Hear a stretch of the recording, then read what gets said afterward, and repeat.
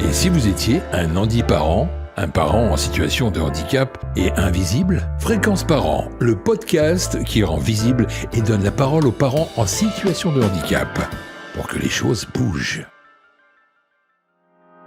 Donc moi c'est Mathilde Cabanis, j'ai 35 ans, je suis hémiplégique du côté gauche, donc je paralyse la moitié de mon corps suite à un AVC.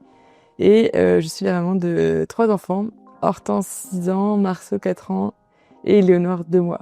Alors moi j'ai fait un AVC quand j'avais 21 ans, quand j'étais en voyage humanitaire au Népal. J'étais à l'école de commerce, j'étais partie en mission humanitaire pour l'été en fait, à la fin de ma première année d'études. J'avais aucune prédisposition, ni génétique, ni quoi que ce soit qui pesait pour ça que j'allais pouvoir faire un AVC un jour dans ma vie. Et un manque de peau en fait. J'ai fait un AVC là-bas, donc je me suis réveillée un matin, j'étais complètement paralysée du côté gauche de mon corps. Et quand je suis rentrée en France, on m'a découvert une malformation au cerveau. Et donc j'ai dû me faire opérer de cette malformation, et c'est l'opération qui m'a laissé les séquelles en fait que. Donc actuellement j'ai pas l'usage de ma main gauche et je boite avec mon pied gauche.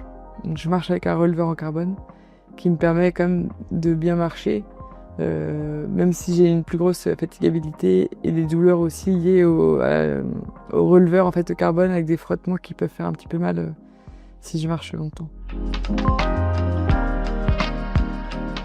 J'avais déjà entendu parler parce que ma grand-mère avait fait un AVC 2 ans ou 3 ans auparavant, mais justement pour moi c'était un truc de vieux, et donc clairement au Népal j'ai pas du tout l'impression que je suis en train de faire un AVC. Enfin, pour moi j'ai un air de coincé, ça va se remettre.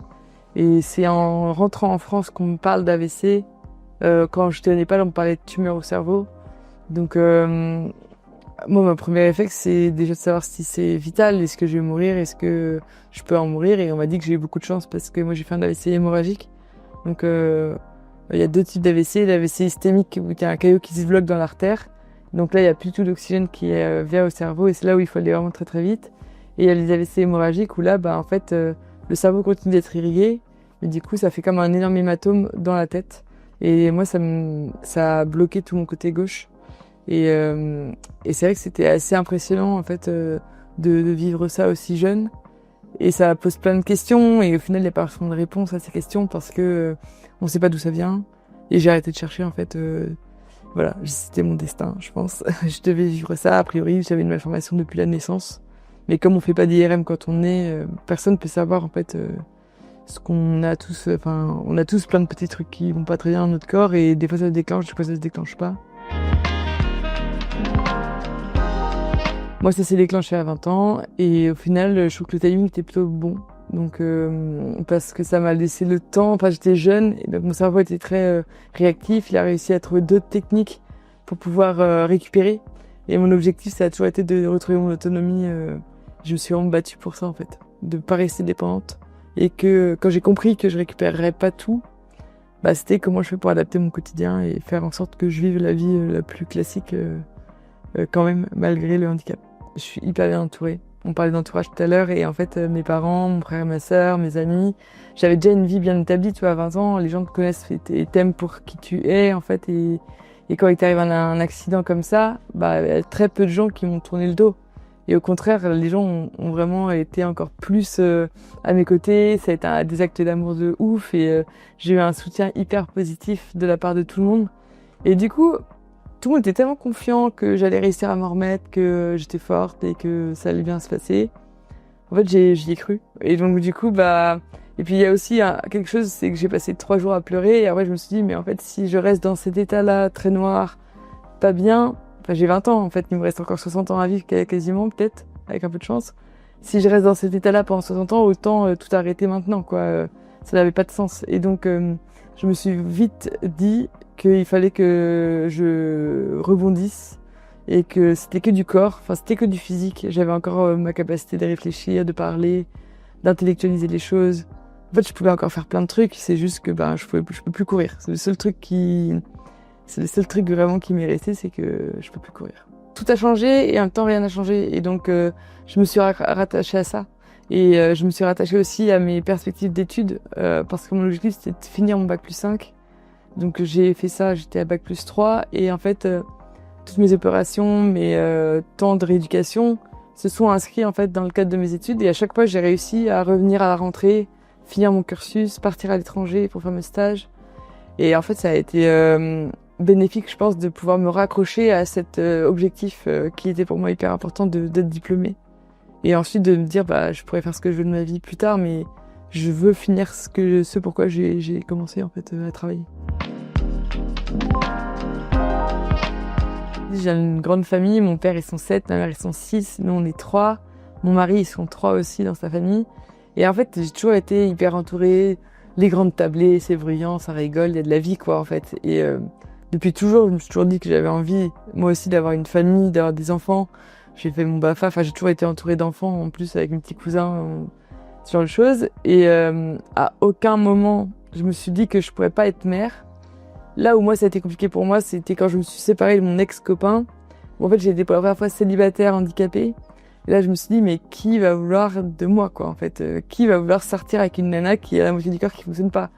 Et ça a vraiment été assez difficile. La rupture a été compliquée à accepter parce que je me suis dit je vais finir toute seule avec des chats. Et c'était pas envisageable pour moi parce que j'aime trop être entourée et en couple et c'était compliqué de me dire que ça allait pas pouvoir se faire. Et puis après 2 ans de célibat, j'ai rencontré mon mari sur une application de rencontre. Et en fait lui il a mis du temps je pense à me percevoir comme étant quelqu'un avec qui il pourrait partager sa vie. On a été amis pendant 6 mois. Et moi, j'ai tout de suite su que j'allais me marier avec ce gars. Après notre premier rendez-vous, je me suis dit que c'était lui l'homme de ma vie. Mais je pense qu'on n'est jamais prêt à se dire je vais tomber amoureux de quelqu'un qui est en situation de handicap parce que c'est pas l'archétype. Et ça, il le dira jamais et on n'est pas d'accord là-dessus. Mais je pense que c'est quand même ce qui se jouait en lui inconsciemment. De se dire cette meuf-là, je l'aime trop, elle est trop sympa, mais ça restera une copine parce que elle correspond pas au standard que je m'étais imaginé. Et c'est ok en fait de prendre son temps. Et donc du coup c'est pour ça aussi qu'il lui a fallu un peu de temps, je pense, pour m'envisager comme étant la femme de sa vie. Mais une fois qu'il a décidé que c'était bon, on s'est mariés dans la foulée. Il me demande un mariage 1 an après notre rencontre. Et Hortense est arrivée 1 an et demi après. Moi je me suis dit que je voulais être mère, mais c'était je l'envisageais pas aussi rapidement. Et en voyant mes copines commençaient à vouloir avoir des enfants, il y en avait qui commençaient à galérer à avoir des enfants. Et donc avec mon mari, on se dit peut-être faut que j'arrête le contraceptif pour qu'on se laisse le temps de voir quoi. Ça se trouve ça va prendre 1 an, 2 ans, on n'en sait rien. Bon au final ça a pris 1 mois avant que je tombe enceinte, donc j'étais enceinte assez vite. Mais c'est vite posé la question de comment j'allais accoucher. Parce qu'en fait, moi j'habite à Paris à l'époque, j'envoie mon dossier à 3 maternités et le 3 maternités je suis refusée. Et là, vraiment, je commence à me dire, mais je vais faire comment pour accoucher? Parce que si tout le monde me refuse, je suis dans la merde, en fait. C'est pas Jean-Charles qui va m'accoucher sur mon canapé, quoi, en fait. Comment je vais faire? Et c'est là où je tombe sur l'IMM, l'Institut Mutualiste Montsouris, qui a une section spécifique pour l'accompagnement des femmes handicapées, qui a été portée par Béatrice Lidiard-Chamois au sein de cet hôpital. Et c'est là où j'ai été suivie pour mes 3 grossesses et où j'ai accouché les 3 fois. Parce qu'en fait, du coup, tout le monde est sensibilisé. Ils ont vraiment aménagé certaines chambres pour des parents en situation de handicap. Elle pratique la langue des signes, donc elle peut accompagner aussi les femmes sourdes. C'est impressionnant et elle m'a appris plein de choses sur mon corps qu'en fait aucun médecin m'avait parlé d'un point de vue gynécologique ou des conséquences de handicap que je savais pas que c'était des conséquences de handicap. En fait, je pensais que c'était mon corps de manière classique, mais en fait non, c'était lié à l'hémiplégie. Et c'est vrai que c'était assez ouf de la rencontrer. Et là où j'ai vraiment été déçue, c'est que personne m'a orientée vers elle. C'est-à-dire qu'on m'a juste refusé de la maternité en disant non, vous avez trop de risques de faire un AVC, on vous prend pas. Alors qu'en plus mon neurochirurgien avait fait un courrier comme quoi j'avais pas plus de risques que n'importe qui autre de refaire un AVC.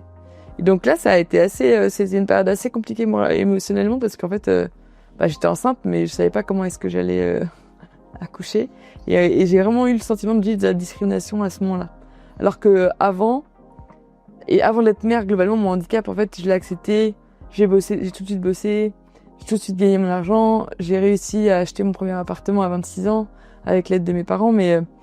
Et en fait, je faisais vraiment comme ma vie, comme si de rien n'était, en fait. Handicap, pas handicap, pour moi, c'était pas un sujet. Et là, ça m'a mis dans la tête, non, en fait, t'es handicapé et on veut pas de toi pour t'aider à accoucher. Et ce que je comprends toujours pas, pour en discuter longuement avec Béatrice, c'est qu'en fait, les sages-femmes, lors de leur formation, elles ont pas de volet sur le handicap et la parentalité. On est quand même 11 millions en situation de handicap. Dans les 11 millions, il y a quand même beaucoup de gens qui ont envie de devenir parents. Et ça mériterait quand même un petit chapitre, à minima. Je sais pas, 1 heure de TD sur l'handiparentalité. Ce serait pas suffisant, mais ce serait déjà ça. Moi, j'ai rencontré des sages-femmes qui me disaient, voilà, on vient se former auprès de Béatrice pour pouvoir accompagner dans nos maternités ensuite des femmes en situation de handicap, quoi. Ma première grossesse, elle s'est super bien placée. Moi, les problématiques, dans l'ensemble, j'ai eu 3 bonnes grossesses d'un point de vue physique. Ma seule problématique, c'est que je fais beaucoup de rétention d'eau. Déjà, je pense qu'on est enceinte, on fait plus de rétention d'eau. Mais en fait, moi, encore plus. Donc, j'ai ma jambe gauche qui gonfle. Je peux plus mettre mon releveur en carbone. Du coup, j'ai des problèmes pour marcher. Et j'ai des douleurs au bassin. Et en fait, c'est les seuls moments où j'expérimente ce qu'est la douleur. Moi, je suis hémiplégique, mais j'ai pas mal. Et c'est ça qui est assez compliqué à comprendre, c'est qu'en fait, je ressens moins bien, comme si mon corps était toujours un peu engourdi, en fait. Mais du coup, c'est pas de la douleur, c'est désagréable, mais c'est pas douloureux. Et là, quand à chaque fois on se retrouve un peu alité parce que on a le bassin complètement bloqué, on a mal aux pieds, et ça, c'est vraiment l'état de douleur est vraiment très compliqué pour moi à vivre. Et je me dis, c'est qu'on a des douleurs chroniques au quotidien, waouh. C'est un truc de ouf, quoi. Mon premier accouchement, moi, j'ai eu le sentiment qu'il m'a été un peu volé quand même. Parce que, il y a quand même cette pression de l'AVC qui pèse sur les épaules de tout le monde, où ils se mettent un stress. Et du coup, au moment où on me pose la péridurale instantanément, donc un peu adieu, le coup, va dans ton bain, essaye de gérer tes contractions, c'est non, péridurale. Et au bout de 14 heures, en fait, quand j'accouche, quand vient le moment de pousser, déjà il y avait le médecin qui était déjà là. Il y avait 6 personnes dans la pièce pour accoucher. Et au bout de 5 minutes de pousser, elle me dit, vas-y, prends les ventouses pour sortir votre fille, on va vous aider, quoi. Et je suis là, mais je comprends pas, ça marche bien. Oui, mais on va aller plus vite. Alors que j'avais mon neurochirurgien qui avait quand même dit que je pouvais au moins faire une demi-heure de poussée si jamais il y avait besoin. Ce qui est certain, c'est que j'ai pas été traumatisée dans mon accouchement dans le sens où j'ai pas eu mal. Je suis ressortie de là sur la photo, limite, je suis plus fraîche que mon mari parce que j'ai dormi toute la nuit alors que lui, il a dormi sur son siège, le cou coincé. Et je lui dis, t'as de la chance, je suis pas traumatisée, je pourrais refaire ça une deuxième fois. Mais il y avait un petit goût d'amertume en me disant, en fait, on m'a juste tiré mon bébé de mon corps, on m'a pas laissé aller jusqu'au bout du truc, quoi. Et bon, ça s'est bien passé, mais j'étais un petit peu amère de cette premier accouchement-là. Et par contre, après, comme ça s'est très bien passé d'un point de vue de santé, et que tout m'a bien vu que je gérais bien et tout, les 2 suivants, ça s'est hyper bien passé. Et Marceau, j'ai accouché la nuit de Noël avec une seule nana, les petites lumières dans la salle, les chants de Noël et la péridurale, mais sans douleur. Et elle m'a en fait, j'étais passée du tout au tout, parce que Hortense, il y avait 6 personnes. Là, je me retrouve toute seule avec une nana qui me dit, c'est maman, maintenant. Et je suis là, quoi? Mais vous n'avez pas des collègues? Non, mais c'est bon, ça va le faire. Et Marceau, ça a été un accouchement incroyable. Et Léonore est née sans péridurale en 3 heures. Donc, ça s'est aussi très bien passé. C'était un peu plus sportif parce que c'était la 3e et je pense que ça allait très vite. J'ai pas trop eu le temps de comprendre ce qui se passait, mais mon corps a quand même réussi à gérer l'accouchement d'une main de maître et la récupération aussi derrière qui s'est bien passée, quoi. Donc au final, d'un point de vue physio, je suis assez fière de mon corps de me dire en fait ouais, je suis hémiplégique, mais pour autant j'ai quand même réussi à accoucher 3 fois par voie basse sans contrainte spécifique. Parce que quand je suis allée voir Béatrice la première fois, je lui ai dit mais est-ce que je dois accoucher par voie basse ou est-ce que ça va être une césarienne programmée? Là, elle m'a dit mais non, mais pas du tout. Il y a pas de raison que ce soit une césarienne programmée. Ton corps est capable de le faire. Et du coup, je suis là, ok, bon, bah. Et j'ai beaucoup remis, toute ma grossesse dans les mains de Béatrice, en fait. Le fait d'être accompagnée par elle, ça m'a vraiment rassurée.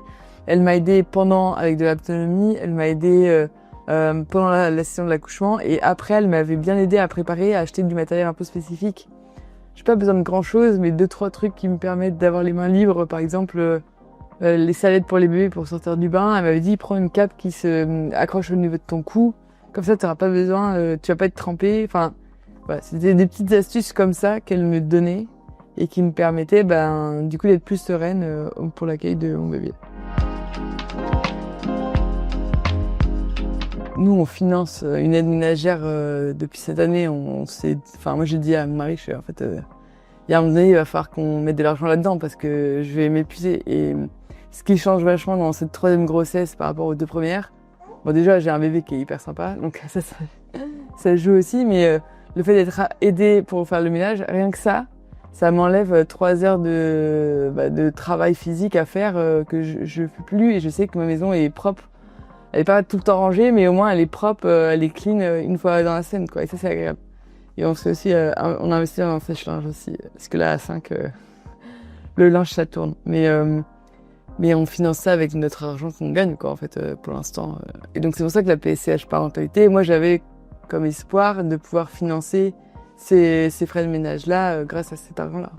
Tu vois, moi, clairement, je peux faire mon ménage. C'est pas un sujet. Quand j'avais pas d'enfants, je le faisais. Et même quand j'avais des enfants, je le fais aussi. C'est juste que l'accumulation de la gestion des enfants, la fatigue. Enfin, moi, c'est clairement une histoire de fatigue parce que l'AVC, ça touche au cerveau. Et donc, une des seules choses à faire pour aller mieux, c'est dormir.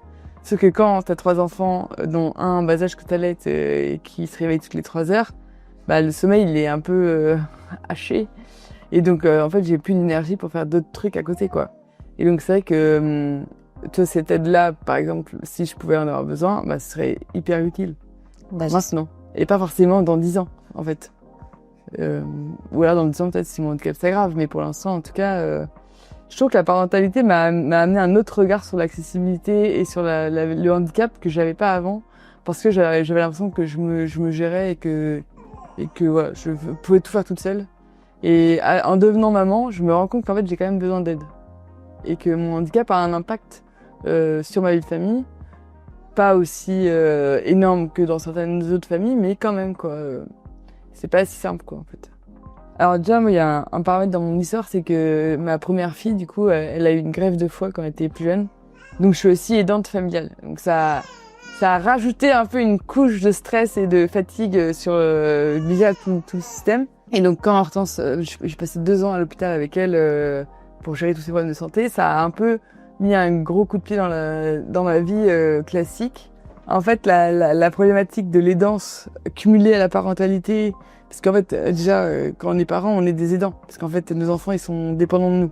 Mais quand t'as les problèmes de santé qui se rajoutent à ça en plus, ça amène un stress, ça amène de la fatigabilité et de la charge mentale supplémentaire. Et donc, j'ai changé toute ma vie déjà en accueillant ma première fille avec ses problèmes de santé. Je me suis dit que je pouvais plus continuer à bosser 40 heures par semaine comme avant. C'était plus possible, en fait. Et donc, en passant à mi-temps, à mon compte, en choisissant mes contrats, on perd un peu en salaire et en qualité de vie. Mais par contre, on gagne en confort et en liberté, en fait, de ces journées et de pouvoir être là pour tout le monde. Et ça, ça a été un gros changement dans notre vie à tous les deux avec mon mari, parce que nous, on bossait tous les deux à 100% avant. Je sais pas si j'ai mis en place des astuces. Ce qui est certain, c'est que je fais un peu à l'intuition. Et je pense qu'on répète aussi l'éducation qu'on a reçue. Je trouve que j'étais bien éduquée. Donc, du coup, j'essaie de faire un peu la même chose. Moi, mon objectif, c'est de passer du temps avec mes enfants. C'est d'être là avec eux le soir. C'est pas qu'ils soient élevés par les nounous.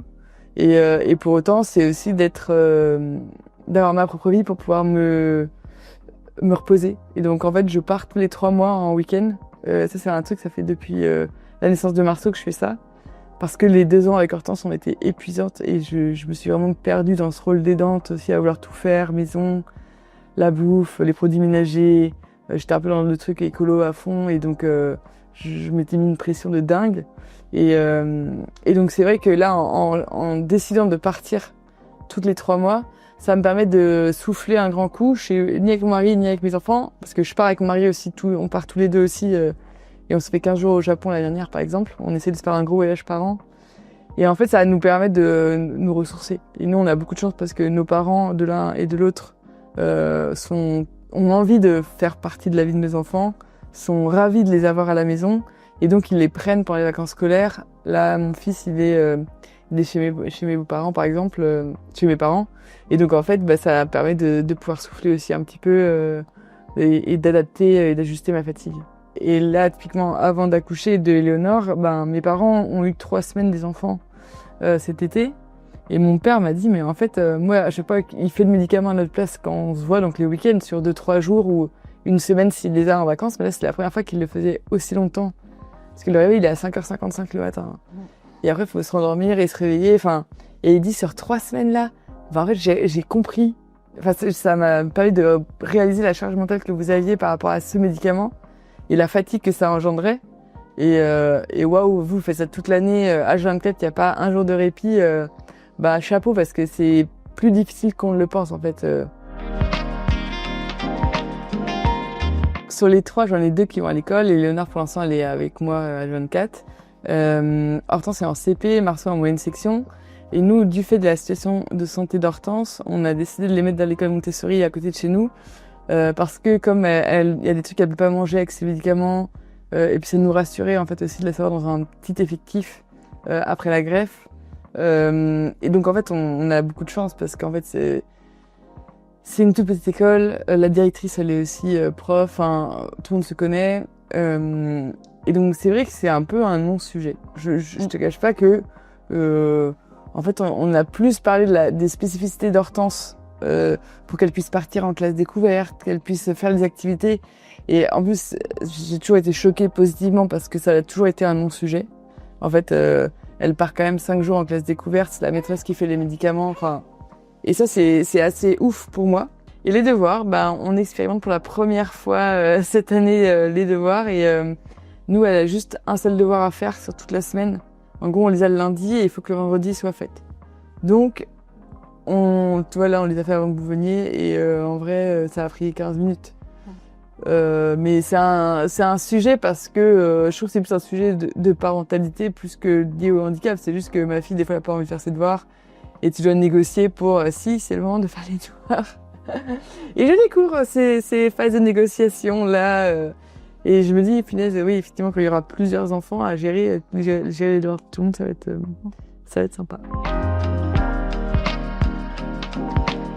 C'est sûr que de toute façon, je trouve que le rôle de parent en tant que tel est tellement difficile. Moi, je trouve que c'est le rôle le plus difficile que j'ai jamais eu à avoir dans toute ma vie, quoi. Toutes mes carrières, mes postes, mes machins, à l'école. En fait, avant d'être parent, ta vie, elle est quand même... En tout cas, la mienne, elle était très simple.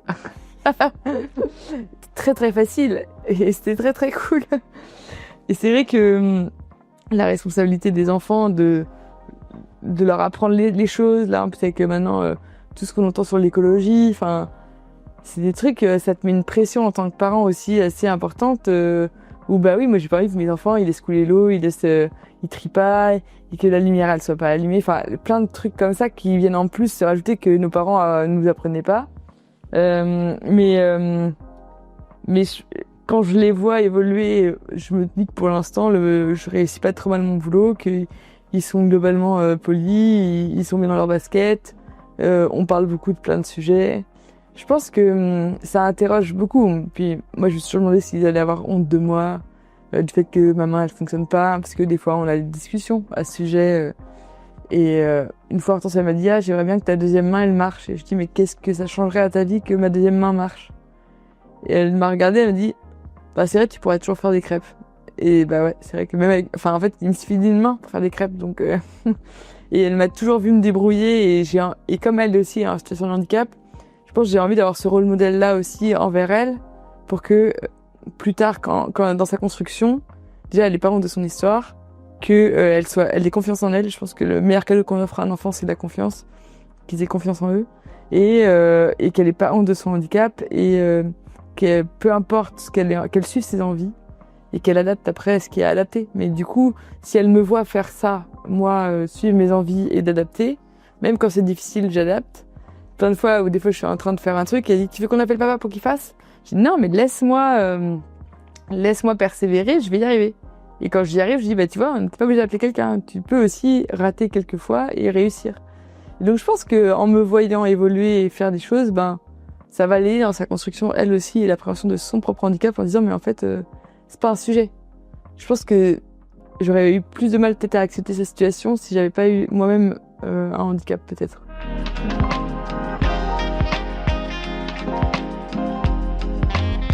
moi je suis convaincue que la force du témoignage, elle réside parce qu'il y a des gens qui témoignent. Et que en fait, si personne ne témoigne, personne ne peut se représenter ce qui est possible ou pas possible de faire. Et donc j'estime que j'ai envie et ça me fait plaisir aussi moi de transmettre, partager. C'est un peu dans la continuité de tout ce que je fais en entreprise, pour le coup, plus sur comment est-ce qu'on fait pour travailler avec des personnes en situation de handicap. Mais pour moi, c'est important de pouvoir aussi être un rôle modèle, quoi. Et quand je reçois des messages de gens qui me disent « Ah, je suis hémiplégique et en fait, je m'interdisais de devenir maman, mais en fait, t'as 3 gosses et tu gères et personne, tout le monde va bien. En fait, je vais peut-être aussi, moi, réussir à faire ça. » Et je dis « Mais oui. » Et moi, j'ai toujours suivi mes envies et adapté le chemin qu'il y avait adapté. Je pense que c'est important d'expliquer qu'il y a aussi cette version-là que c'est possible de vivre comme ça et de pas juste tout réduire à son handicap et de tout faire en fonction de son handicap. J'ai monté mon Fuji avec mon mari l'année dernière. Clairement, sur le papier, c'était pas du tout la personne qui pouvait le faire. En fait, j'ai des problèmes de marche et pour autant, j'avais envie de le faire. J'avais envie de faire ce pèlerinage avec mon mari, que ce soit un truc qui nous lie. Et je suis très fière d'avoir réussi à le faire, même si ça a été hyper galère. Et donc, je trouve que la parentalité, c'est aussi un peu ça. C'est galère parfois, mais en fait, c'est tellement aussi tellement d'amour autour de la construction d'une famille que je trouve ça dommage que les personnes handicapées s'auto-censurent sur ce sujet-là en plus. Le handicap nous prive de beaucoup de choses, mais ce serait dommage s'il nous prive d'amour, quoi.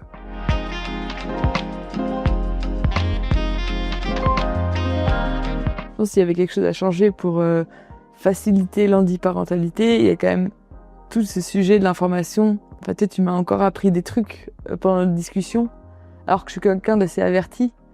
Donc je me dis, quelqu'un qui est novice sur le sujet, qui a jamais entendu parler de parentalité, qui est handicapé, il doit aller creuser où pour trouver des infos, quoi, en fait. Donc je pense que l'accès à l'information est primordial. Mais je me demande si les instances ont pu imaginer à un moment donné qu'on allait avoir envie de faire des enfants en étant handicapé. Et donc je suis assez intimement convaincue que personne s'est posé la question de est-ce qu'il y avait des parents handicapés. Et on le voit bien, dans les médias, il y a une représentation qui est proche de zéro des parents handicapés. Et quand on en parle, c'est tout le temps des mères en fauteuil roulant. Et moi, je me suis un peu battue avec la maison des maternelles ou Bliss Story parce qu'en fait, je leur disais, mais il faut vraiment que vous laissiez la parole à d'autres types de parents en situation de handicap. Et je suis passée récemment dans le podcast de Bliss et en fait, j'ai eu des retours assez ouf de mamans, de femmes hémiplégiques qui me disent que c'est la première fois qu'on entend parler d'une mère hémiplégique. Il y a tellement peu de représentation qu'en fait, grâce à toi, je me rends compte qu'en fait, je vais pouvoir suivre cette envie-là d'enfant. Et donc, moi, j'ai fait un peu de quelques médias pour expliquer que, en fait, la parentalité, c'est qu'une question d'envie. Si t'as envie d'être parent, c'est pas ton handicap qui doit t'empêcher de le devenir. Parce qu'il y a des dispositifs qui peuvent t'accompagner, mais autant encore faut-il qu'ils soient connus et qu'on en parle. Et donc c'est vrai que pour moi c'est vraiment important de se dire et de rassurer les parents, les futurs parents handicapés en disant mais en fait vous pouvez devenir handicapé vous pouvez devenir parent si vous avez envie de devenir parent. Et pas de se dire j'aimerais bien être parent mais en fait ça va pas être possible avec ma situation. Ça c'est difficilement entendable pour moi de dire que j'ai très envie d'être mère, mais par contre, je me l'autorise pas parce que c'est quand même dur d'imposer ça à un enfant, en fait. Un enfant, il a besoin d'amour, il a besoin d'avoir un foyer stable. Et je pense que même en étant handicapé, on peut complètement apporter ça à un enfant. Et en plus, on va faire des enfants qui ont été élevés dans la différence, qui ont été élevés avec des notions d'inclusion, des notions de respect de l'autre, de bienveillance, qui seront des adultes, je pense, beaucoup plus humains que peut-être des gens qui ont été élevés par des parents non handicapés.